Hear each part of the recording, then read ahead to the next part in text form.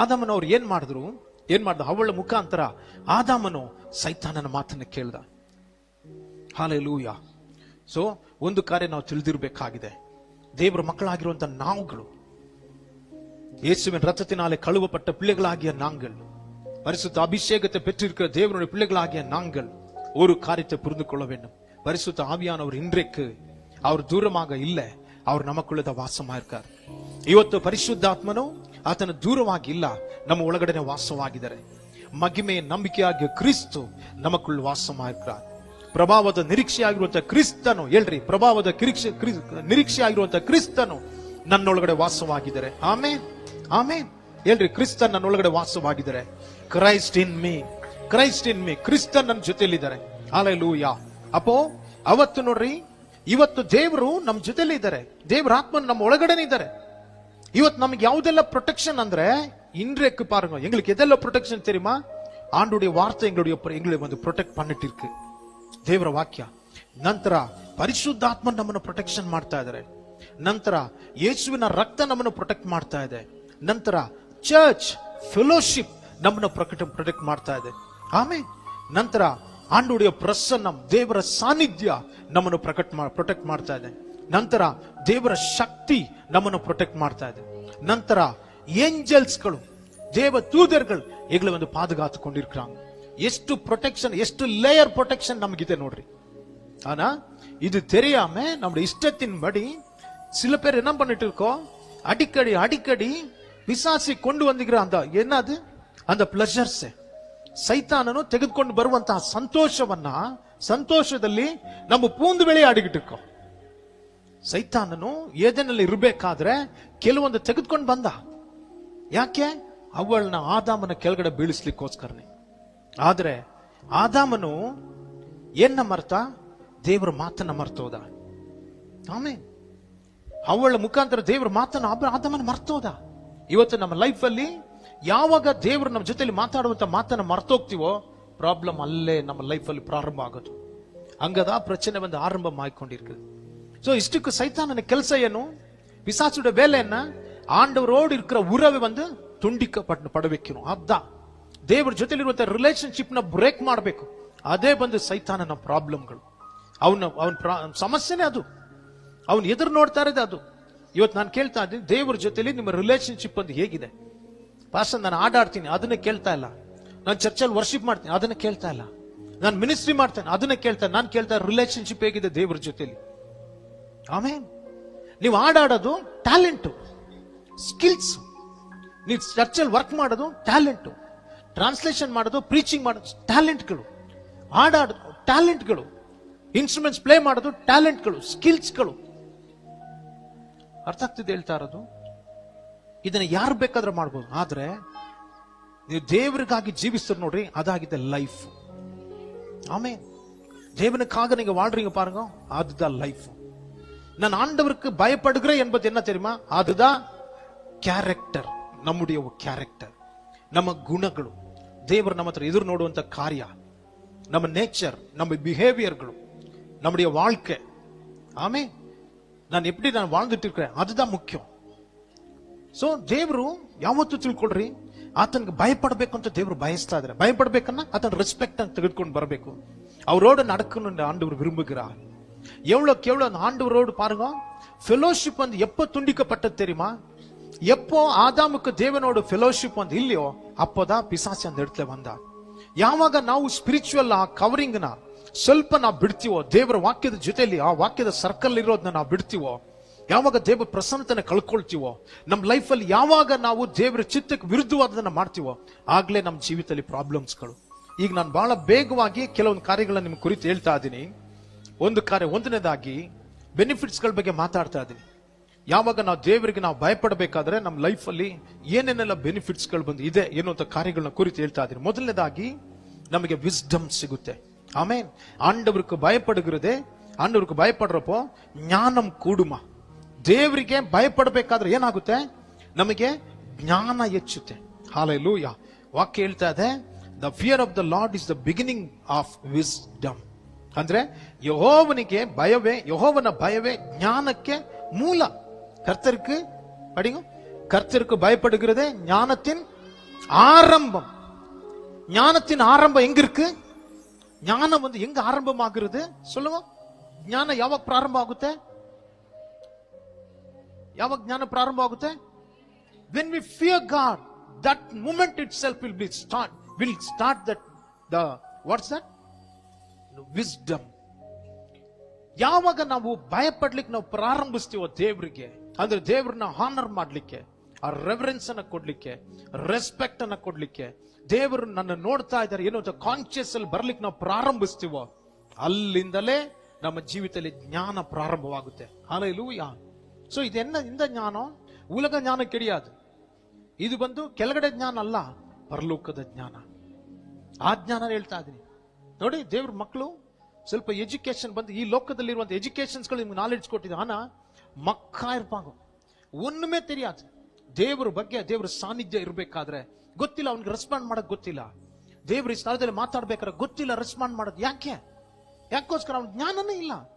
ಮಕ್ಕ ಇರ್ಕೋರು ಪೇದೆಯ ಅರ್ಕ. ದೇವರ ಬಗ್ಗೆ, ದೇವರ ಪ್ರಸನ್ನತೆ ಕುರಿತು ಜ್ಞಾನನೇ ಇಲ್ಲ. ರೆಸ್ಪಾಂಡ್ ಮಾಡ್ತಾ ಇಲ್ಲ, ಬಿಟ್ಕೊಡ್ತಾ ಇಲ್ಲ, ಅಳು ಬರಲ್ಲ, ವಾಕ್ಯ ಕೇಳಬೇಕಾದ್ರೆ ಒಳಗಡೆ ಕೆಲಸ ಮಾಡ್ತಾ ಇಲ್ಲ. ಯಾಕೆ? ಇವನ್ ಮೈಂಡ್ ಎಲ್ಲೋ, ಇವ್ರ ಮೈಂಡ್ಗಳು ಎಲ್ಲೋ, ಲೋಕದ ಮೈಂಡ್ಗಳು, ಪಾಪದ ಮೈಂಡ್ಗಳು, ಅಶುದ್ಧದ ಮೈಂಡ್ಗಳು. ಆಮೇನ್. ಸೊ ಇವತ್ತು ದೇವ್ರ ಮಕ್ಕಳ ಜೀವಿತದಲ್ಲಿ, ಕೆಲವ್ರ ಜೀವಿತದಲ್ಲಿ ಮೊಬೈಲ್ ಅಡಲ್ಟರ್ಸ್ಗಳು ಬಹಳ ನಡೀತಾ ಇದೆ.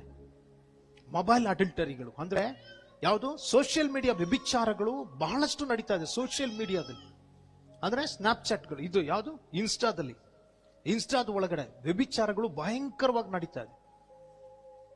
ಸೊ ಬಹಳ ಎಷ್ಟು ದೇವರಿಗೆ ಎಷ್ಟು ವಿರುದ್ಧವಾಗಿರುವಂತ ಪಾಪ ಅಂತ ಹೇಳಿದ್ರೆ ಭಯಂಕರ ಇದು. ಮಾನಸಾಂತರ ಪಡೋದು ನಾವು ಒಳ್ಳೇದು. ದೇವ್ರ ಮಕ್ಕಳು ಇದನ್ನು ಕುರಿತು ಮಾನಸಾಂತರ ಪಡಬೇಕು. ಇದು ನೀವೆಷ್ಟೇ ಲಾಕ್ ಮಾಡಿಟ್ಟಿದ್ರು, ಬೇರೆ ಬೇರೆ ಅಕೌಂಟ್ ಕ್ರಿಯೇಟ್ ಮಾಡಿದ್ರು, ಏನೇ ಮಾಡಿದ್ರು, ನಮಗ್ ಗೊತ್ತಿದ್ದಲ್ಲಿರ್ಬೋದು, ಪೇರೆಂಟ್ಸ್ ಗೊತ್ತಿದ್ದಲ್ಲಿರ್ಬೋದು, ಯಾರಿಗೂ ಗೊತ್ತಿಲ್ಲದಲ್ಲಿರ್ಬೋದು, ಬಟ್ ಗಾಡ್ ನೋಸ್ ಎವ್ರಿಥಿಂಗ್. ದೇವ್ರಿಗೆಲ್ಲಾನು ಗೊತ್ತು. ನೀವು ಯಾರನ್ನ ಬೇಕಾದ್ರೆ ಹೈಡ್ ಮಾಡ್ಬೋದು, ದೇವ್ರನ್ನ ಹೈಡ್ ಮಾಡ್ಲಿಕ್ಕೆ ಸಾಧ್ಯನಾ? ಸೊ ಇದೆಲ್ಲ ಯಾರ ಮುಂದೆ ನಡೀತಾ? ದೇವ್ರ ಮುಂದೆ ನಡೀತಾ? ಯಾವತ್ತೂ ನಡೆಯೋದಿಲ್ಲ. ಇವ್ರನ್ನ ಯಾರನ್ನ ಬೇಕಾದ್ರೆ ಹೈಡ್ ಮಾಡ್ಬೋದು, ದೇವ್ರನ್ನ ಹೈಡ್ ಮಾಡ್ಲಿಕ್ಕಾಗುತ್ತಾ? ನಡೆಯೋದಿಲ್ಲ. ಡೇಂಜರ್ ಇದು. ಒಂದಲ್ಲ ಒಂದು ರೀತಿಯ ಇದೆಲ್ಲ ಡೇಂಜರ್ ಝೋನ್ ಅಲ್ಲಿ ಇರುವಂತವ್ರು. ಯಾವಾಗ ಇವರು ಆ ಸ್ಥಳದಲ್ಲಿ ನೋಡ್ರಿ, ಆದಾಮ ಅವ್ವಳು ಇರ್ಬೇಕಾದ್ರೆ, ದೇವ್ರ ಜೊತೆಲಿ ನಡಿಬೇಕಾದ್ರೆ ಸೇಫ್ ಆಗಿದ್ರು. ಬಟ್ ಯಾವಾಗ ಅವರು ನೋಡಿ ಅಲ್ಲಿ ಏನಾಯ್ತು? ಅವನಿಗೆ ವಿಸ್ಡಮ್ ಪ್ರಕಟವಾಯ್ತು, ಜ್ಞಾನ ಅವನು ಪ್ರಕಟವಾಯ್ತು. ಅವನೇ ಎಲ್ಲ ಪ್ರಾಣಿಗಳಿಗೂ ಬಂದು ಹೆಸರಿಟ್ಟ. ஆமென். பாருங்க, நீங்க ஆண்டவருக்கு பயந்து நீங்க நடக்கிறப்போ தேவன் என்ன பண்ணுவார் தெரியுமா? உங்களுக்கு விஸ்டம் தருவார், ಜ್ಞಾನತೆ ತರುವಾರ್. ಸೊ ಯಾರ ಬಗ್ಗೆ? ದೇವರ ಬಗ್ಗೆ. ನೀವೇನ್ ಲೋಕದಲ್ಲಿ ನಡೀತಾ ಇದೆ ನೀವು ತಿಳ್ಕೊಳ್ಳಿಕ್ ಸಾಧ್ಯ? ಈ ಲೋಕದಲ್ಲಿ ನಡೀತಾ ಇರೋದನ್ನ ನೀವೇನ್ ಕಣ್ಣುಗಳಿಂದ ನೋಡ್ತಾ ಇದ್ದೀರಾ, ನ್ಯೂಸ್ ಏನ್ ತೋರಿಸ್ತಾ ಇದೆ ಅದಲ್ಲ, ದೇವ್ರೇನ್ ತೋರಿಸ್ತಾರೆ ಅದು.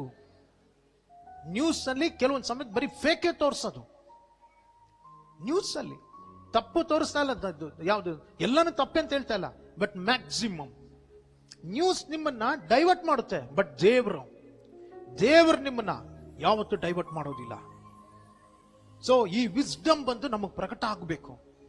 ಈ ವಿಸ್ಡಮ್ ನ ತೆಗೆದುಕೊಂಡು ಬರೋದು ಎಲ್ಲಿಂದ? ಯಾರು ಅಂತ ಹೇಳಿದ್ರೆ ದೇವರಿಗೆ ಭಯಪಡುವಂತ ಭಯ ನಮಗಿರ್ಬೇಕಾದ್ರೆ, ஆண்டவருக்கு பயந்து இருக்கிற அந்த பயம் பயப்படுகிற பயம் நம்முடைய வாழ்க்கையில இருக்கிறப்போ, கர்த்தர் உங்களுடைய ஆவிக்குரிய கண்களை திறப்பார். ದೇವರು ನಿಮ್ಮ ಆತ್ಮಿಕ ಕಣ್ಣುಗಳನ್ನು ಓಪನ್ ಮಾಡ್ತಾರೆ. ನಿಮ್ಮ ಮೈಂಡ್ಗಳು ಓಪನ್ ಆಗುತ್ತೆ. ನಿಮಗೋಸ್ಕರ ರೆಲಮ್ಸ್ಗಳು ಓಪನ್ ಆಗುತ್ತೆ. ಸ್ಪಿರಿಚುವಲ್ ರೆಲಮ್ಗಳು ಓಪನ್ ಆಗುತ್ತೆ. ஆவிக்குரிய மண்டலங்கள் திறக்கப்படும். எப்போ? ದೇವ ಜ್ಞಾನத்திற்கு. ದಯచేసి சொல்றேன், ದಯವಿಟ್ಟು ನಾನು ಹೇಳ್ತಾ ಇದ್ದೀನಿ, ಪ್ರತಿಯೊಬ್ಬರಿಗೂ ದೇವರಿಗೆ ಭಯಪಟ್ಟು ನಡಿಬೇಕು. ದೇವರಿಗೆ ಭಯಪಟ್ಟು ನೀವೆಲ್ಲರೂ ಸಹ ನಡಿಬೇಕು. ಯಾಕೆ? ಇದೊಂದು ಪ್ರೊಫೆಟಿಕ್ ಕಾಲಿಂಗ್ ಇರುವಂತ, ಅಪಾಸ್ಟಲಿಕ್ ಮ್ಯಾಂಟಲ್ ಇರುವಂತ ಚರ್ಚ್. ನೀವು ತಿಳ್ಕೊಳ್ರಿ, ಯಾವಾಗ ದೇವ್ರಿಗೆ ನೀವು ಭಯಪಟ್ಟು ನಡೆಯೋದಿಲ್ವೋ ಬಹಳ ಡೇಂಜರ್. ಅವತ್ತಿನ ಕಾಲ ಅಪೋಸ್ತಲರ ಕಾಲದಲ್ಲಿ ಎಲ್ಲಿ ನಡೀತು? ಡೆತ್ ಚರ್ಚ್ ಒಳಗಡೆನೆ. ಡೇಂಜರ್. ಹುಷಾರಾಗಿರ್ಬೇಕು. ನಾನು ಹೇಳ್ತಾ ಇದ್ದೀನಿ, ಎಲ್ರಿಗೂ ಹೇಳ್ತಾ ಇದ್ದೀನಿ, ಎಲ್ಲ ಯವನಸ್ಥರುಗಳಿಗೆ ಹೇಳ್ತಾ ಇದ್ದೀನಿ, ಎಲ್ಲ ದೊಡ್ಡವ್ರಿಗೆ ನಾನು ಹೇಳ್ತಾ ಇದ್ದೀನಿ, ಡೇಂಜರ್. ಮೇಲೆ ಕೂತಿರುವಂತ ಎಲ್ಲರಿಗೂ ನಾನು ಹೇಳ್ತಾ ಇದ್ದೀನಿ, ಡೇಂಜರ್. ಆಟ ಆಡ್ಲಿಕ್ಕೆ ಆಗೋದಿಲ್ಲ. ಡೇಂಜರ್ ಇದೆಲ್ಲ ನಿಮ್ ಲೈಫ್ ಅಲ್ಲಿ ಬರ್ದಿಟ್ಕೊಳ್ರಿ. ಚರ್ಚ್ ಆರಂಭವಾಗ್ಬೇಕಾದ್ರೆ, ಅದು ಸ್ಟಾರ್ಟ್ ಆಗಿರೋದಾದ್ರೆ, ಚರ್ಚ್ ಎಂಡ್ ಅಲ್ಲಿ ನಾವು ಎಂಡ್ ಟೈಮ್ ಅಲ್ಲಿ ಇದೀವಿ. ಎಂಡ್ ಟೈಮ್ ಅಲ್ಲಿ ಏನ್ ಬೇಕಾದ್ರೂ ನಡೆಯುತ್ತೆ. ಆಮೇಲೆ ಎಂಡ್ ಟೈಮಲ್ಲಿ ಏನ್ ಬೇಕಾದ್ರೆ ನಡೆಯುತ್ತೆ. ಬಹಳ ಡೇಂಜರ್ ಇದು, ಬಹಳ ಡೇಂಜರ್. ನಮಗೇನು ಗೊತ್ತಿದಲ್ಲಿರ್ಬೋದು, ಬಟ್ ದೇವರಿಗೆ ಎಲ್ಲಾನು ಸಹ ಗೊತ್ತು. ಸೊ ಬಹಳ ನಾವು ಕೇರ್ಫುಲ್ ಆಗಿರ್ಬೇಕು. ದೇವರಿಗೆ ಭಯಪಡುವಂತ ಭಯ ನಮ್ಮ ಲೈಫಲ್ಲಿ ಬಹಳ ಮುಖ್ಯ. ಯಾವಾಗ ನೀವು ದೇವ್ರಿಗೆ ಭಯ ಪಡೋದಿಲ್ವೋ ಏನಾಗುತ್ತೆ? ಮಕ್ಕ ಆಗ್ತೀರ ನೀವು. ದೇವರ ಭಯ ನಿಮಗೆ ಇಲ್ಲ ಅಂತ ಹೇಳಿದ್ರೆ ಬುದ್ಧಿ ಹೋಗುತ್ತೆ. ನೀವೇನೇ ಮಾಡಿದ್ರು ಕೈ ಹಿಡಿಯೋದಿಲ್ಲ ನಿಮ್ಗೆ. ದೇವರು ನಿಮ್ಮ ಮೇಲೆ ಇಟ್ಟಿರುವಂತ ಎಲ್ಲ ವಾಗ್ದಾನಗಳನ್ನ ನೀವು ಕಳ್ಕೊಳ್ತೀರಾ.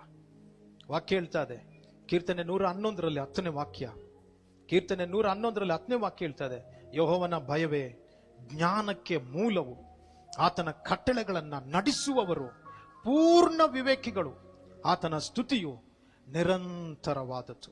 ಆಮೇನ್. ಎರಡನೇದಾಗಿ ಗಮನಿಸ್ರಿ, ದೇವ್ರಿಗೆ ನಾವು ಭಯ ಪಡಬೇಕಾದ್ರೆ நமக்கு லாங் லைஃப் இருக்கு. ஆண்டவருக்கு எவ்வளவு நாங்க பயந்து நடக்கிறோமோ கர்த்தர் எங்களுக்கு தீர்காயுசத்தை தருவார், நீடித்த நாட்களை கர்த்தர் தருவார். ಯಾವಾಗ ನಾವು ದೇವ್ರಿಗೆ ಭಯ ಪಡ್ತೀವೋ ದೇವರು ನಮಗೆ ದೀರ್ಘಾಯುಷ್ಯನ ಕೊಡ್ತಾರೆ. ದೇವರ ಭಯ ನಮಗೆ ಇರೋದಾದ್ರೆ, ನಾವುಗಳು ದೇವ್ರಿಗೆ ಭಯಪಟ್ಟು ನಡೆಯೋದಾದ್ರೆ, ಆಮೇನ್. ಈ ಲೋಕದಲ್ಲಿ ಬರುತ್ತೆ, ಸೈತಾನನು ನಿಮ್ಮನ್ನ ಪ್ರೇರೇಪಿಸ್ತಾನೆ, ನಿಮ್ ಲೈಫ್ ಅನ್ನ ಪ್ರೇರೇಪಿಸ್ತಾನೆ. ಹೌದು, ಯಾಕಂದ್ರೆ ಏಜಲ್ಲಿ ಬರುತ್ತೆ, ಬಟ್ ನಾವುಗಳು ಏನ್ ಮಾಡ್ಬೇಕು? ಅದನ್ನ ರಿಜೆಕ್ಟ್ ಮಾಡ್ಬೇಕು. ಯೋಸೆಫನಿಗೆ ಬಂದಿದ್ದ ಶೋಧನೆ ಯಾವಾಗ? ಅವನೊಬ್ಬ ಟೀನೇಜ್ ಆಗಿರ್ಬೇಕಾದ್ರೆ, ಆಮೇನ್, ಅವನೊಬ್ಬ ಟೀನೇಜ್ ಬಾಯ್ ಆಗಿರ್ಬೇಕಾದ್ರೆ 17ನೇ ವಯಸ್ಸಿನಲ್ಲಿ ಒಂದು ಮನೆಗೆ ಬಂದ ಅವನು, ಅನ್ಯ ಜನರ ಮನೆಗೆ. ಸೊ ಆ ಪ್ಲೇಸ್ ಅಲ್ಲಿ ಅವನ್ಗೆ ಅಲ್ಲಿಂದ ಪ್ರಾರಂಭ ಆಯ್ತು ಅವನ ಜೀವಿತದಲ್ಲಿ ಟೆಂಪ್ಟೇಷನ್ಸ್ಗಳು.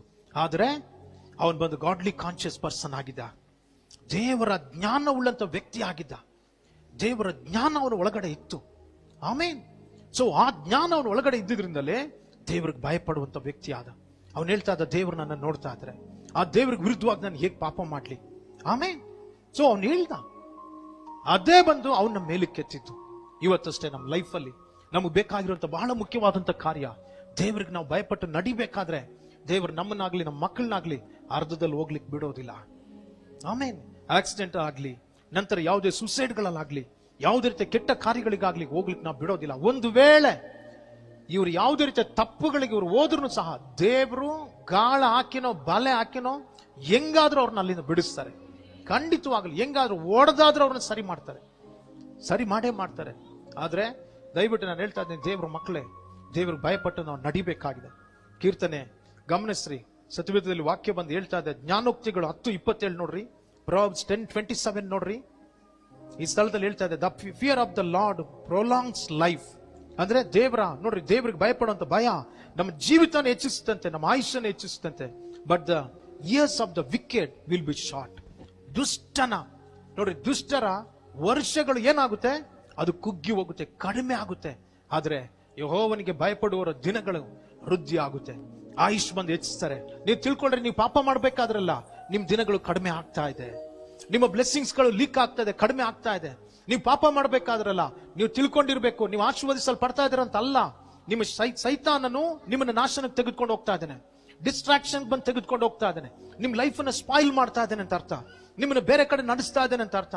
ನೀವು ಪಾಪ ಮಾಡ್ಬೇಕಾದ್ರೆ ಒಂದು ತಿಳ್ಕೊಳ್ರಿ, ನೀವು ಮರಣದ ಕಡೆಗೆ ನೀವು ಹೋಗ್ತಾ ಇದ್ದೀರಾ. ನೀವು ಬಂದು ದೇವರ ಚಿತ್ತಕ್ಕೆ ವಿರುದ್ಧವಾದ ಕಾರ್ಯಗಳ ಕಡೆಗೆ ನೀವು ಹೋಗ್ತಾ ಇದ್ದೀರಾ. ನೀವು ಪಾಪ ಮಾಡ್ಬೇಕಾದ್ರೆ ನೀವು ತಿಳಿದಿರ್ಬೇಕಾಗಿ, ದೇವರ ಚಿತ್ತಕ್ಕೆ ವಿರುದ್ಧವಾಗಿ ನಡಿಬೇಕಾದ್ರೆ ನೀವು ತಿಳಿಬೇಕು, ಬರೀ ನಿಮಗ್ ಮಾತ್ರ ಅಲ್ಲ, ನಿಮ್ಮ ಹೋಲ್ ಫ್ಯಾಮಿಲಿ ಬಂದು ಡ್ಯಾಮೇಜ್ ಆಗ್ಲಿಕ್ಕಿದೆ. ಹೋಲ್ ಫ್ಯಾಮಿಲಿ ಡ್ಯಾಮೇಜ್ ಆಗುತ್ತೆ ಅಂತ ತಿಳ್ಕೊಂಡು ನೀವು ಮಾಡ್ಬೇಕಾಗಿರೋದೇನು? ಅದಕ್ಕೋಸ್ಕರ ಅಲ್ಲ ನಿಮ್ಮನ್ನ ದೇವ್ರು ಕರೆದಿರೋದು, ನಿಮ್ಮನ್ನ ಕರೆದಿರೋದು ದೇವ್ರು ತನಗೋಸ್ಕರ. ನಮ್ಮ ಹೆಸರೇನು? ಹೋಲಿ ನೇಷನ್ ಅಂತ, ಪರಿಶುದ್ಧ ಸಂತತಿ, ಪರಿಶುದ್ಧ ಜಾತಿ. ಆಮೇನ್. ವಸನ சொல்லிரு, நாங்கள் யாரு? பரிசுத்த ஜாதிகளா இருக்கிறோம். நாம் பரிசுத்த சந்ததி ஆகிதீவி. தேவனுக்காக பிரித்தெடுக்கப்பட்ட ஜனங்க வந்து அவருக்காக வாழ்கிற ஜனங்கள். ஆமென். அவர் சொன்னார், நான் பரிசுத்தனா இருக்கிறது போல நீ பரிசுத்தமா இருக்க வேண்டும் என்று. ನಾನು ಪರಿಶುದ್ಧನಾಗಿರುವ ರೀತಿಯಲ್ಲಿ ನೀನು ಸಹ ಪರಿಶುದ್ಧನಾಗಿರ್ಬೇಕು. ದೇವರು ನಮಗೆ ಹೇಳಿರೋದು, ನಮ್ಮ ಕೆಲಸ ಏನು? ನಾವು ಪರಿಶುದ್ಧವಾಗಿರ್ಬೇಕು. ಅಂದ್ರೆ ನಮ್ಮ ಜೀವಿತ, ನಮ್ಮ ಲೈಫ್, ಅದ್ರ ನಂತರ ನಮ್ಮ ಮೊಬೈಲ್ಗಳು, ನಾವು ಹಾಕುವಂತ ಒಂದೊಂದು ಟೆಕ್ಸ್ಟ್ ಏನ್ ಮಾಡ್ತೀವಿ, ಮೆಸೇಜಸ್ಗಳು, ನಾವು ನೋಡುವಂಥದ್ದು ಪ್ರತಿಯೊಂದು ಪರಿಶುದ್ಧವಾಗಿರ್ಬೇಕು. ದೇವರು ಅದಕ್ಕೋಸ್ಕರ ನಮ್ಮನ್ನು ಆರಿಸ್ಕೊಂಡಿರೋದು. ಆಮೇನ್. ಈಗ ದೇವರು ಆತನು ಶಾರೀರಿಕವಾಗಿಲ್ಲ, ದೇವರು ಆತ್ಮಿಕವಾಗಿದ್ದಾರೆ. ಈಗ ದೇವರು ಬಹಿರಂಗವಾಗಿ ಅಲ್ಲ, ದೇವರು ನಮ್ಮ ಒಳಗಡೆ ವಾಸವಾಗಿದ್ದಾರೆ. ஆண்டவர் எங்கள் மூலமாக அவர் வெளிப்பட வேண்டும் என்று கர்த்தர் விரும்பிக்கிட்டு இருக்கார். விரும்பிட்டிருக்கார் நம்ம மூலமாக. சோ அதனால அவர் பயன்படுத்துகிற பாத்திரமாக நாங்கள் மாற வேண்டும். ஆத்தனை ஆத்தனை அசுத்த பாத்திரத்தில் இரோதில்ல. உங்க வீட்டுக்கு யாரான வந்து அசுத்தம் நிறைந்த கிளாஸ்ல வந்து எதனா கொடுத்தா நீங்க குடிப்பீங்களா? யாரன்னா வந்தால் இல்ல. உங்க வீட்டுக்கு யாரான வந்தா நீங்க கொடுத்தாலும் அவங்க குடிப்பாங்களா? இல்ல. உங்களுக்கு கொடுத்தா யாரான குடிப்பீங்களா? நீங்க குடிக்க மாட்டீங்க. ஏன்? கிளாஸ்ல அசுத்தம் இருக்கு. ಆಮೆನ್. ಸೊ ನಮ್ಮ ಜೀವಿತದಲ್ಲಿ, ನಮ್ಮ ಲೈಫ್ ಅಲ್ಲಿ ಅಶುದ್ಧಗಳು ಇರೋದಾದ್ರೆ ಯಜಮಾನನ್ಗೆ ನಾವು ಉಪಯೋಗಿಸಲ್ಪಡುವಂತ ಪಾತ್ರೆಯಾಗಿ ಇರೋದಿಲ್ಲ. ನಾವು ಯಜಮಾನರು ಉಪಯೋಗಿಸಲ್ಪಡುವಂತ ಪಾತ್ರೆಯಾಗಿರ್ಬೇಕಂದ್ರೆ ನನ್ನ ಲೈಫ್ ಅಲ್ಲಿ ಹೋಲಿನೆಸ್ ಇರಬೇಕಾಗಿದೆ, ಪರಿಶುದ್ಧ ಇರಬೇಕಾಗಿದೆ. ಈ ಪರಿಶುದ್ಧತೆ ಬೇಕು ಅಂತ ಹೇಳಿದ್ರೆ ನಮಗೆ ದೇವರನ್ನ ಕುರಿತು ಪರಿಜ್ಞಾನ, ಆಮೇನ್, ದೇವರಿಗೆ ಭಯಪಡುವಂತ ಕಾರ್ಯ ಬಹಳ ಮುಖ್ಯ. ஆண்டவர் பார்த்துக்கிட்டே இருக்கார். தேவர் ನೋಡ್ತಾ ಇದ್ರೆ அவருக்கு விரோதமாக நான் எப்படியாக நான் பாவம் செய்யட்டும், ಅವ್ರಿಗೆ ವಿರುದ್ಧವಾಗಿ ನಾನು ಏನ್ ಮಾಡ್ಲಿಕ್ಕೆ ಸಾಧ್ಯ, ಅವ್ರಿಗೆ ವಿರುದ್ಧವಾಗಿ ನಾನು ಇದನ್ನ ಮಾಡೋದಿಲ್ಲ ಇರುವಂತ ತೀರ್ಮಾನವನ್ನ ನೀವು ತೆಗೆದುಕೊಳ್ಬೇಕಾಗಿದೆ. ಬರುತ್ತೆ, ಈ ಲೈಫ್ ಅಲ್ಲಿ ನಿಮ್ಗೆ ಬರುತ್ತೆ, ಈ ಏಜ್ ಅಲ್ಲಿ ನಿಮ್ಗೆ ಬರುತ್ತೆ, ಅನೇಕ ಕಾರ್ಯಗಳು ನಿಮ್ಗೆ ಬರುತ್ತೆ. ಯಾಕೆ? ಸೈತಾನನು ಕಾಯ್ತಾ ಇರೋದೇ ಗರ್ಜಿಸುವ ಸಿಂಹದೋಪಾದಿಯಲ್ಲಿ ಯಾರ ವಿಳುಂಗಿಲ್ಲ ಎಂದು ಅವನು ಕಾத்துட்டு ಯಾರನ್ನ ನುಂಗ್ಲಿ ಅಂತ ಕಾಯ್ತಾ ಇದ್ದಾನೆ. ಆಮೇನ್. ಸೊ ಅದರಿಂದ ಪ್ರತಿದಿನ ಪ್ರಾರ್ಥಿಸಬೇಕು. ನಾನು ಆಗಾಗ ಪ್ರಾರ್ಥಿಸ್ತೇನೆ, ದೇವರೇ ನನ್ನ ಜೀವಿತದಲ್ಲಿ ನಿನ್ನ ಚಿತ್ತ ಹೊರತು ಬೇರೆ ಯಾವುದು ನಡಿಬಾರ್ದು.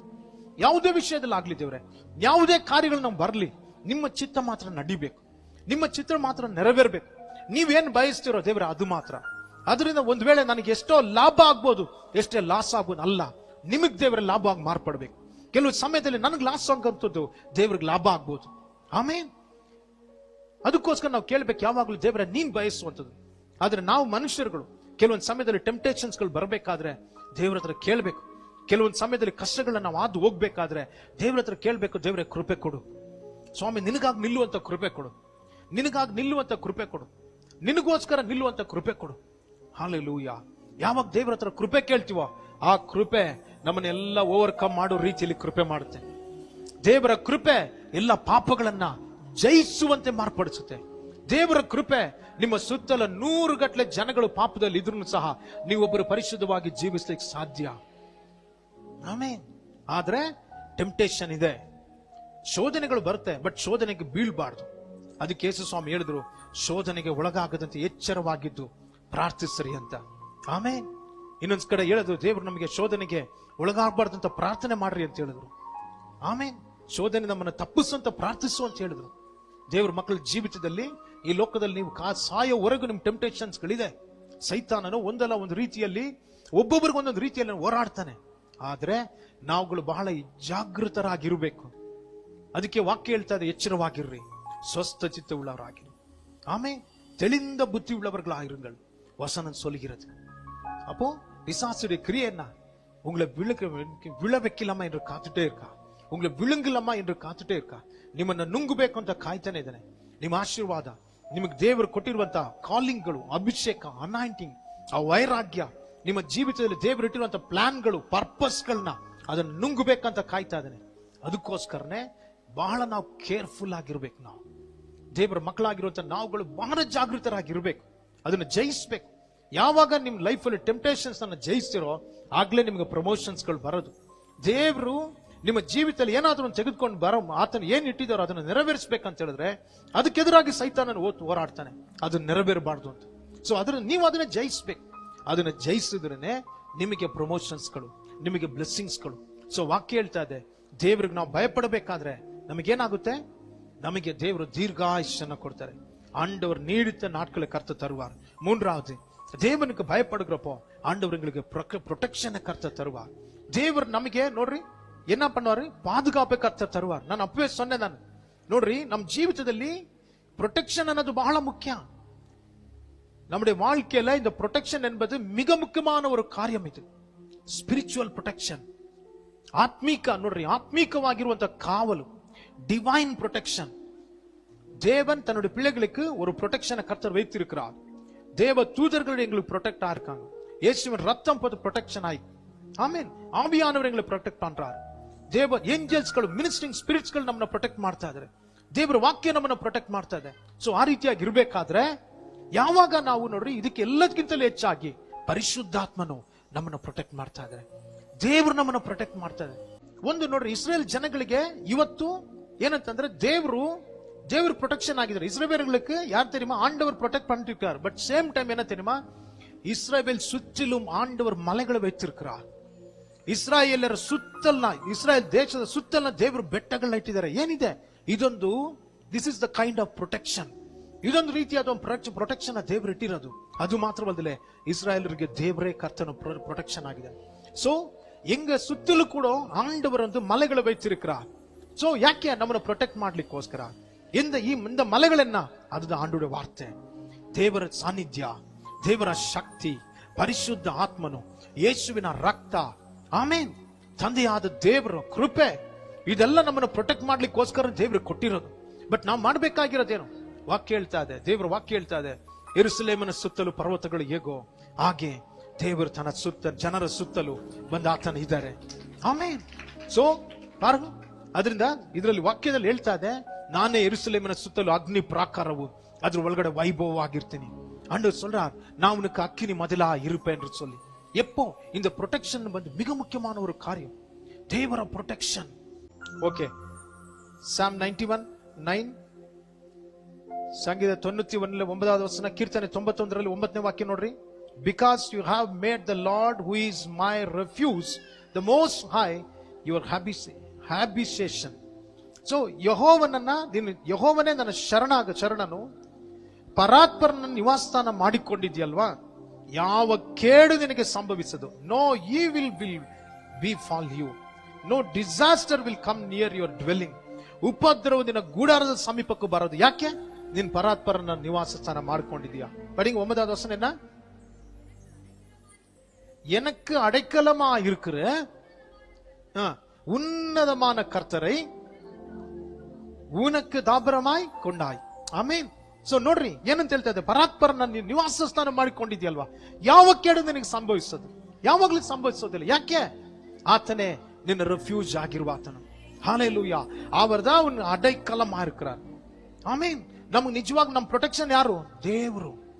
ದೇವರು ಪ್ರೊಟೆಕ್ಷನ್ ಹೋಯ್ತು ಅಂತ ಹೇಳಿದ್ರೆ ಡೇಂಜರ್.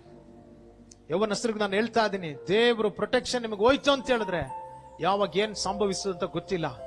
ಯಾರೋ ಒಬ್ರು ಪ್ರೇಯರ್ ಮಾಡ್ತಾ ಇದ್ರೆ, ಯಾರೋ ಪೇರೆಂಟ್ಸ್ಗಳು, ಯಾರೋ ಮಕ್ಕಳು, ಯಾರೋ ಸಭೆಯಲ್ಲಿ ಯಾರೋ ಒಬ್ರು ಪ್ರೇಯರ್ ಮಾಡೋದ್ರ ಮುಖಾಂತರ ದೇವರು ನಿಮ್ಮನ್ನ ಕಾಯ್ತಾ ಇದ್ದಾರೆ.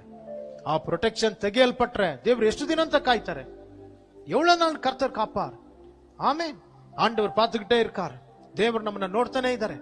தேவ ಜನಗಳೇ ಬಹಳ ಕೇರ್ಫುಲ್ ಆಗಿರಬೇಕು. ஆண்டவருக்கு பயந்து நடக்கிற ஒரு காரியம் மிக முக்கியமானது. ಆಮೆನ್. ದೇವರಿಗೆ ಭಯಪಡೋದ್ರೆ ಮಾತ್ರ ಪ್ರೊಟೆಕ್ಷನ್ ಅಲ್ಲಿ ನಾವು ಇರ್ತೀವಿ. ಇಲ್ಲ ಅಂದ್ರೆ ಆ ಪ್ರೊಟೆಕ್ಷನ್ ನಮ್ಮನ್ನ ಬಿಟ್ಟು ಹೋಗುತ್ತೆ, ತೆಗೆಯಲ್ಪಡುತ್ತೆ. ದೇವರಿಂದ ಆ ಪ್ರೊಟೆಕ್ಷನ್ ತೆಗೆಯಲ್ಪಟ್ರೆ ತುಂಬಾ ಡೇಂಜರ್. 4-5ನೇ ವಾಕ್ಯ ನೋಡ್ರಿ 91ರಲ್ಲಿ, ಸಂಗೀತ 94:5வது ವಚನ பாருங்க. ಆತನು ನಿನ್ನನ್ನು ತನ್ನ ರೆಕ್ಕೆಗಳಿಂದ ಒದಗಿಸ್ತಾನೆ, ಆತನ ಪಕ್ಕಗಳ ಮರೆಯನ್ನು ಆಶ್ರಯಿಸಿಕೊಳ್ಳುವಿ. ಆತನ ಸತ್ಯತೆಯೇ ನಿನಗೆ ಕೇಡ್ಯವು ಗುರಾಣಿ ಆಗಿದೆ. ಈರುಳಲ್ಲಿ ಭಯ ಹುಟ್ಟಿಸುವ ಯಾವುದಕ್ಕೂ, ಹಗಲಲ್ಲಿ ಹಾರಿ ಬರುವ ಬಾಣಕ್ಕೂ, ಕತ್ತಲಲ್ಲಿ ಸಂಚರಿಸುವ ವಿಪತ್ತಿಗೂ, ಹಾನಿಕರವಾದ ಮಧ್ಯಾಹ್ನದ ಕೇಡಿಗೂ ಅಂಜ ಕಾರಣವಿಲ್ಲ. ನಿನ್ನ ಮಗ್ಗುಲಲ್ಲಿ 1000 ಜನರು, ನಿನ್ನ ಬಲಗಡೆಯಲ್ಲಿ 10,000 ಜನರು ಸತ್ತು ಬಿದ್ದರು, ನಿನಗೇನು ತಟ್ಟದು. ಹಲ್ಲೇಲೂಯಾ. ಆಮೇನ್. ಯಾಕೆ? ದೇವರು ನಿಮ್ಮ ಪ್ರೊಟೆಕ್ಟ್ ಆಗಿರೋದ್ರಿಂದ, கர்த்தர் ನಿಮ್ಮ ಪ್ರೊಟೆಕ್ಷನ್ ಆಗಿರೋದ್ರಿಂದ. ஆமென். எப்போ இந்த ப்ரொடெக்ஷன் கிடைக்கும் எங்களுக்கு? ஆண்டவருக்கு பயந்து இருக்கிறப்போ, ದೇವರಿಗೆ ಭಯಪಟ್ಟು ನಾವು ಇರಬೇಕಾದ್ರೆ, ಅಂದ್ರೆ ದೇವರನ್ನ ಘನಪಡಿಸಬೇಕಾದ್ರೆ, ದೇವರನ್ನ ಸ್ತುತಿಸಬೇಕಾದ್ರೆ, ದೇವರನ್ನ ಆರಾಧಿಸಬೇಕಾದ್ರೆ, ದೇವರನ್ನ ನಿಮ್ಮ ಜೀವಿತದಲ್ಲಿ ಮೊದಲನೇ ಸ್ಥಾನ ನೋಡಿ. ஆண்டவருக்கு பயப்படுகிறது என்ன? உங்க வாழ்க்கையில ஆண்டவருக்கு முதலிடத்தை தருகிறது, ಫಸ್ಟ್ ಪ್ರಿಯಾರಿಟಿನ. ಬೆಳಿಗ್ಗೆ ಎದ್ದು ಕೂಡಲೇ ದೇವರ ಮುಖವನ್ನ ನೋಡ್ಬೇಕು. ಬೆಳಿಗ್ಗೆ ಎದ್ದು ಕೂಡಲೇ ಪ್ರಾರ್ಥನೆ ಮಾಡೋದನ್ನ ಕಲಿಬೇಕು. ಬೆಳಿಗ್ಗೆ ಎದ್ದು ಕೂಡಲೇ ದೇವರ ವಾಕ್ಯನ ಓದೋದನ್ನ ಕಲಿಬೇಕು. ಬೆಳಿಗ್ಗೆ ಎದ್ದು ಕೂಡಲೇ ದೇವರ ಸಾನ್ನಿಧ್ಯವನ್ನು ಅನುಭವಿಸಬೇಕು ನೀವು. ಹಲ್ಲೇಲೂಯಾ. ಎಷ್ಟಕ್ಕೆ ಹೆಚ್ಚು ದೇವರ ಪ್ರಸನ್ನತೆ ನಾವು ಬೆಳಿಗ್ಗೆ ಅನುಭವಿಸ್ತೀವೋ, ಎಷ್ಟಕ್ಕೆ ಹೆಚ್ಚು ದೇವರ ಮುಖವನ್ನು ನೋಡ್ತೀವೋ, how much more we see the face of God in the early morning, that much protection will given by God. Amen. Hallelujah. ஆண்டவர் முகத்தை நம்ம எவ்வளவு கேளு நம்ம பாக்குறோமோ அவ்வளவு கர்த்தர் எங்களை பாதுகாப்பார். ಕೆಟ್ಟ ದೇವರು ಬಿಡೋದಿಲ್ಲ ನಮ್ಮನ್ನ. ನಾವು ಕತ್ತಲೆಯಲ್ಲಿ ನಡೆದ್ರು, ಮಧ್ಯಾಹ್ನ ಯಾವುದೇ ರೀತಿಯಲ್ಲಿ, ರಾತ್ರಿಯಲ್ಲೂ, ಹಗಲು, ಬೆಳಿಗ್ಗೆ, ಎಲ್ಲಾ ಸಮಯದಲ್ಲೂ ಸಹ ಈ ಲೋಕಕ್ಕೆ ಸಂಭವಿಸುವುದು ನಿಮಗೆ ಸಂಭವಿಸೋದಿಲ್ಲ. ಕಾರಣ ಏನು? ದೇವರು ನಿಮ್ಮನ್ನ ಪ್ರೊಟೆಕ್ಟ್ ಮಾಡ್ತಾರೆ, ಕರ್ತர் ನಿಮ್ಮನ್ನ ಕಾಯ್ತಾರೆ. ಆಮೇನ್. நீங்க சொல்றீங்க, ஆண்டவர் கூட இருப்பார், தேவன் கூட இருக்கிறார், கர்த்தர் ನನ್ನ ಜೊತೆಲೇ ಬಂದು ಇದ್ದಾರೆ. ಆಮೇನ್. ದೇವರು ನನ್ನ ಕಾಯ್ತಾರೆ. ಯಾವುದೇ ಸ್ಥಳಕ್ಕಾದ್ರೂ, ಯಾವುದೇ ಸ್ಥಳಕ್ಕೆ ಎಷ್ಟೇ ಹೈಟ್ ಪ್ಲೇಸ್ ನೀವು ಹತ್ತಿದ್ರು, ಎಲ್ಲೇ ಇದ್ರು ಸಹ ದೇವರು ನಿಮ್ಮನ್ನ ಕಾಯ್ತಾರೆ. ನಿಮ್ಮ ಕುಟುಂಬನ, ನಿಮ್ಮ ಮನೆಯನ್ನ, ನಿಮ್ಮ ಮಕ್ಕಳುಗಳನ್ನ, ನಿಮ್ಮ ವೆಹಿಕಲ್ ಅನ್ನ, ನಿಮ್ಮ ಬಿಸ್ನೆಸ್ ಅನ್ನ, ನಿಮ್ಮ ಪ್ರತಿಯೊಂದನ್ನ ದೇವರು ಕಾಯ್ದು ನಡೆಸೋರಾಗಿದ್ದಾರೆ. ಯಾವಾಗ ದೇವ್ರಿಗೆ ಭಯ ಪಡಬೇಕಾದ್ರೆ, ದಯವಿಟ್ಟು ನಾನು ಹೇಳ್ತಾ ಇದ್ದೀನಿ, ಯಾವಾಗ ಎಷ್ಟು ಬೇಗ ಪಕ್ಕಂತ ಆಪತ್ತು ಬರುತ್ತಂತ ನಮಗೆ ಗೊತ್ತಾಗೋದಿಲ್ಲ. ಯಾವಾಗ ಪ್ರೊಟೆಕ್ಷನ್ ತೆಗೆಯಲ್ಪಡಬೇಕಾದ್ರೆ, ಯಾವಾಗ್ಲೂ ದೇವರ ಮಕ್ಕಳು ಪ್ರೊಟೆಕ್ಷನ್ ಅಲ್ಲಿ ಇರಬೇಕಾಗಿರೋದು ಬಹಳ ಮುಖ್ಯ. 4ನೇದಾಗಿ, ದೇವ್ರಿಗೆ ನಾವು ಭಯ ಪಡಬೇಕಾದ್ರೆ ನಮಗೆ ಯಾವಾಗ್ಲೂ ಸಹ ಒಂದು ಬ್ಲೆಸ್ಸಿಂಗ್ಸ್ ಇರುತ್ತೆ. ಅದ್ಭುತವಾದಂತ ವಾಕ್ಯ ಇದು. ஆண்டவருக்கு நம்ம பயந்து இருக்கிறப்போ அது ஒரு பெரிய ஆசீர்வாதம் வந்து இருக்கும். யாருக்கு? எல்லாருக்குமே. வசனம் சொல்லுகிறது பாருங்க. ವಾಕ್ಯ ಸ್ಥಳದಲ್ಲಿ ಏನಂತ ಹೇಳ್ತಾ ಇದೆ? ಕೀರ್ತನೆ 112ರಲ್ಲಿ, ಸಂಗೀತ 112 1ರಿಂದ 3ನೇ ವಚನ ಪಾರಂಗ. ಕೀರ್ತನೆ 112ರಲ್ಲಿ 1ರಿಂದ 3ನೇ ವಾಕ್ಯ ನೋಡ್ರಿ. Praise the Lord. Blessed is the man who fears the Lord, who delights greatly in his commandments. His offspring will be powerful on earth. The generation of the upright will be blessed. Wealth and riches will be in his house, and his righteousness continues on forever. ನೋಡ್ರಿ ಏನಂತ ಹೇಳ್ತಾ ಇದೆ? ಯೆಹೋವನಲ್ಲಿ ನಾವು ಭಯಭಕ್ತಿಯುಳ್ಳವರಾಗಿರ್ಬೇಕಾದ್ರೆ, ಆತನ ಆಜ್ಞೆಗಳಲ್ಲಿ ನಾವು ಆನಂದ ಪಡಬೇಕಾದ್ರೆ, ವಾಕ್ಯ ಹೇಳ್ತದೆ 2ರಲ್ಲಿ ಗಮನಿಸ್ರಿ, ಅವನ ಸಂತಾನವು ಲೋಕದಲ್ಲಿ ಬಲಿಷ್ಠವಾಗುತ್ತೆ. ಆಮೇನ್. ಅವನ ಸಂತಾನ. ಸೊ ನಿಮ್ಮ ಮಕ್ಕಳು ಲೋಕದಲ್ಲಿ ಸ್ಟ್ರಾಂಗ್ ಆಗಿರ್ಬೇಕಂತ ಹೇಳಿದ್ರೆ ನಾವು ಭಯ ಪಡಬೇಕು. ದೇವರಿಗೆ ಆಶೀರ್ವದಿಸಲ್ಪಡಬೇಕಂದ್ರೆ ನಾವು ಭಯ ಪಡಬೇಕು. ವಾಕ್ಯ ಹೇಳ್ತಾ ಇದೆ, ನೀತಿಮಾನ್ಗುடைய ಸಂತತಿ வந்து ಆಶೀರ್ವದಿಕப்படுமா, ನೀತಿವಂತನ ವಂಶ ಶುಭ ಹೊಂದುತ್ತೆ, ஆசீர்வதிசல்படுத்த. 3வது வசனம் படிங்க. 3வது வசனம் பாருங்க. ஆஸ்தியும் ஐஸ்வர்யமும் அவன் வீட்டில் இருக்கும். யாருக்கு? யாருடைய வீட்டில் இருக்குமா? தேவனுக்கு பயப்படுகிறவன் வீட்டில். ஆமென். அப்போ நீ ஆண்டவருக்கு பயப்படலன்னா இருக்கிற ಆಸ್ತಿ ಎಲ್ಲ போய்டும், அவ்வளவுதான். ದೇವರಿಗೆ ಭಯಪಡುವಂತ ಭಯ ಇಲ್ಲ ಅಂತ ಹೇಳಿದ್ರೆ ಒಂದು ರೀತಿಯಲ್ಲಿ ಏನಾಗುತ್ತೆ? ನೀವು ಕಳೆದಿಲ್ಲ ಅಂದ್ರೆ ಆಸ್ತಿ ನಿಮ್ಮ ಮಕ್ಕಳನ್ನ ಕಳೀತಾರೆ. நீங்க சம்பாதித்து வைத்த எல்லா சொத்துக்களை உங்க பிள்ளைங்க வந்து காலி பண்ணுவாங்க, அவ்வளவுதான். ஏன்? பயம் இல்லாதனால. ஆனா பாருங்க, படிங்க சிஸ்டர். 3வது வசனம் என்ன சொல்லுகிறது? ஆஸ்தியும் ஐஸ்வர்யமும் அவன் வீட்டில் இருக்கும். பாருங்க, யாரு வீட்டுல? தேவனுக்கு பயப்படுகிறவன் வீட்டுல. ಆಮೇನ್. ಸೊ ಕೂಡಿಗಿಟ್ಟೇ ಇರ್ಕು ಬ್ಲೆಸ್ಸಿಂಗ್. ಯಾವ ಒಂದು ವ್ಯಕ್ತಿ ದೇವರಿಗೆ ಭಯಪಡ್ತಾನೋ ಅವನ ಮನೆಯಲ್ಲಿ ಧನ, ಐಶ್ವರ್ಯಗಳು, ಆಸ್ತಿಗಳು, ಅಂತಸ್ತುಗಳು ಹೆಚ್ಚುತ್ತಾನೆ ಇರುತ್ತೆ. ಸೊ ನಿಮ್ಮ ಪ್ರಯಾಸ ಸ್ವಲ್ಪ, நீங்க கஷ்டப்படுகிற கொஞ்சதா ஆண்டவர் பிளஸ் பண்ணுகிறது அதிகமா இருக்கும். ஆமென். உங்களுடைய இந்த 5 அப்பத்தை 2 மீனை கர்த்தர் வந்து அதிகமாக்குவார். ನಿಮ್ಮ 5 ರೊಟ್ಟಿ 2 ಮೀನನ್ನ ದೇವರು ಇನ್ಕ್ರೀಸ್ ಮಾಡ್ತಾರೆ. Because our God is God of increase. அவர் பிளஸ் பண்ணுகிற தேவன், உயர்த்துகிற தேவன். ஏன்? ஆண்டவர் சொல்லுவார், நீ எனக்கு வந்து பயந்து இருக்கிற, அதனால நான் உனக்கு ஆசீர்வாதத்தை கொடுக்கிறேன். ஆண்டவர் சொல்றார், உன்னை நான் ஆசீர்வதிக்கணும். ஏன்? நீ எனக்கு பயந்து இருக்கிற, அதனாலதான். அல்லேலூயா. ದೇವರ ಮಕ್ಕಳುಗಳು ದೇವರಿಗೆ ಸರಿಯಾಗಿ ನಾವು ನಡಿಬೇಕು. ದೇವರಿಗೆ ನಾವು ಭಯಭಕ್ತಿಯಿಂದ ನಡಿಬೇಕು. ಹಲ್ಲೆಲೂಯಾ. ದೇವರಿಗೆ ನೀವು ಭಯಪಟ್ಟು ನಡಿಬೇಕಾದ್ರೆ ಅಲ್ಲಿ ಯಾವುದೇ ರೀತಿ ಹೈಡ್ ಅಂಡ್ ಸೀಕ್ ಇರೋದಿಲ್ಲ ನಿಮ್ ಲೈಫ್ ಅಲ್ಲಿ. ಸೊ ಇವತ್ತು ನಾನು ಹೇಳ್ತಾ ಇದ್ದೀನಿ, ಇವತ್ತೇ ಲಾಸ್ಟ್ ಯೂತ್ಸ್ ಗಳಿಗೆ ಸ್ನಾಪ್ಚಾಟ್, ಯಾರ್ಯಾರು ಬಂದು ವಾಟ್ಸಪ್, ನೀವು ಇದನ್ನ ಯಾವುದು ಇನ್ಸ್ಟಾನ ಯೂಸ್ ಮಾಡ್ತಾ ಇದೀರೋ, ಯೂಸ್ ಮಾಡಬಾರ್ದು ಅಂತ ನಾನು ಹೇಳ್ತಾ ಇಲ್ಲ, ತಪ್ಪಾಗಿ ಯೂಸ್ ಮಾಡ್ತಾ ಇದ್ರೆ ಇವತ್ತೇ ಲಾಸ್ಟ್ ಹೋಗಿ ಎಲ್ಲ ಅನ್ವಾಂಟೆಡ್ ಥಿಂಗ್ಸ್ ಅನ್ನ ಡಿಲೀಟ್ ಮಾಡಿದ್ರೆ ಸರಿ. ಇಲ್ಲ ಅಂದ್ರೆ ದೇವರು ನಿಮ್ಮ ಲೈಫ್ ನ ಡಿಲೀಟ್ ಮಾಡ್ತಾರೆ. ದೇವರು ಮಕ್ಕಳ ಜೀವಿತದಲ್ಲಿ ಲೋಕ, ಪಾಪ, ಅಶುದ್ಧಗಳು, ಕೆಟ್ಟದು, ವ್ಯಭಿಚಾರಗಳು, ಲೈಫ್ ನ ಸರಿಪಡಿಸ್ಕೊಳ್ಳಿ. ಇವತ್ತೇ ಲಾಸ್ಟ್. ನಾನು ಹೇಳ್ತಾ ಇರೋದು ಇವತ್ತೇ ಲಾಸ್ಟ್. ಮಕ್ಕಳಿಗೆ ಎಲ್ಲರಿಗೂ ಹೇಳ್ತಾರೆ, ಈವನ್ ಆನ್ಲೈನ್ ಅಲ್ಲೂ ಯಾರಾದ್ರೂ ನಿಮಗೂ ಸಹ ಹೇಳ್ತಾ ಇರೋದು, ನಾನು ಇದನ್ನ ಸೋಷಿಯಲ್ ಮೀಡಿಯಾನ ಯೂಸ್ ಮಾಡಬೇಡಿ ಅಂತ ಹೇಳ್ತಾ ಇಲ್ಲ, ಯೂಸ್ ಮಾಡಿ. ಸೋಷಿಯಲ್ ಮೀಡಿಯಾದಿಂದ ನಮಗೆ ಬೆನಿಫಿಟ್ಸ್ಗಳು ಇದೆ, ಇಲ್ಲ ಅಂತ ನಾನು ಹೇಳ್ತಾ ಇಲ್ಲ. ಯಾವುದು ಬೆನಿಫಿಟ್ಸ್? ನಿಮ್ಮ ಲಸ್ಟ್ ಅನ್ನ ತೀರಿಸ್ಕೊಳ್ಳಿಕ್ಕೋಸ್ಕರ ಅಲ್ಲ, ನಿಮ್ಮ ಇಚ್ಛೆಗಳನ್ನ ತೀರಿಸ್ಕೊಳ್ಳಿಕ್ಕೋಸ್ಕರ ಅಲ್ಲ ಇರೋದು. ದೇವ್ರ ಮಕ್ಕಳು ನಾವು ಪರಿಶುದ್ಧವಾದಂತ ಜನಗಳು. ನಿಮ್ಮ ಕಣ್ಣಿಗೆ ಬೇಕಾಗಿರೋದು ಅಶುದ್ಧಗಳನ್ನ ನೋಡ್ಲಿಕ್ಕೋಸ್ಕರ ಅಲ್ಲ ಇರುವಂತದ್ದು. ನಿಮ್ಮ ಕೈಗಳಲ್ಲಿ ವ್ಯಭಿಚಾರಗಳನ್ನ ಮಾಡ್ಲಿಕ್ಕೋಸ್ಕರ ಅಲ್ಲ ಇರೋದು. ನಿಮ್ಮ ಬಾಯಿಗಳಲ್ಲಿ ಅದಕ್ಕೋಸ್ಕರ ಅಲ್ಲ ಇರೋದು. ಪರಿಶುದ್ಧ ಜನಗಳು ನಾವು.